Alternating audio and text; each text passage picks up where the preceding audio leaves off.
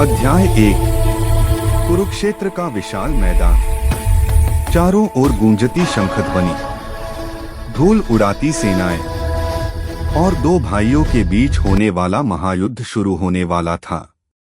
पांडवों की सेना के आगे खड़े थे महान धनुर्धर अर्जुन और उनके रथ की बागडोर संभाले थे भगवान श्री कृष्ण।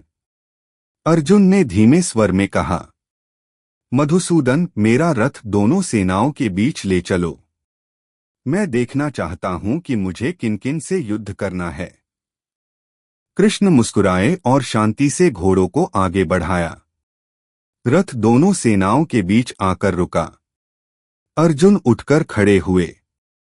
उन्होंने दोनों ओर देखा। यह देखकर उनका हृदय कांप उठा। एक ओर उनके ताऊ भीष्म पितामह, दूसरी ओर उनके गुरु द्रोणाचार्य, कहीं चचेरे भाई, कहीं मित्र, कहीं अपने ही कुल परिवार के लोग। अर्जुन की आंखें भर आईं। कृष्ण, ये सभी मेरे ही तो हैं।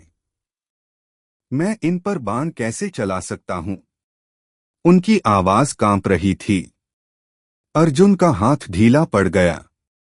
गांडीव धनुष नीचे झुक गया। उन्होंने व्याकुल होकर कहा, इस युद्ध से क्या होगा? राज्य मिल भी जाए तो किस लिए, यदि अपने ही लोग इस धरती पर गिर जाएं? अर्जुन आगे बोले, परिवार नष्ट होंगे, परंपराएं टूट जाएंगी, धर्म बिगड़ जाएगा। मुझे तो जीत की भी इच्छा नहीं रही कृष्ण। अर्जुन के हृदय में ममता, दया और भ्रम एक साथ उठ रहे थे। वे रथ की सीट पर बैठ गए। उनकी शक्ति कमजोर पड़ गई। आंखों से आंसू बह निकले। उन्होंने कृष्ण की ओर देखा और कहा, मेरा मन विचलित है। मेरा हृदय डर से भरा है। कृष्ण, मुझे सही मार्ग बताइए। यही क्षण था जब अर्जुन एक योद्धा से एक खोजी बन गए। उनके दुहक ने ही ज्ञान का द्वार खोल दिया। कृष्ण शांत थे। वे जानते थे कि यही अर्जुन का आंतरिक संघर्ष है जो आगे उन्हें महान शिक्षा देगा। अर्जुन ने अपना धनुष जमीन पर रख दिया और कहा, मैं युद्ध नहीं करूंगा।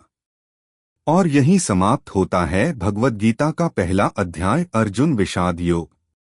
युद्ध अभी बाकी है, लेकिन इसके पहले अर्जुन को चाहिए प्रकाश। अब कृष्ण बोलेंगे और संसार सुनेगा शाश्वत गीता का आरंभ।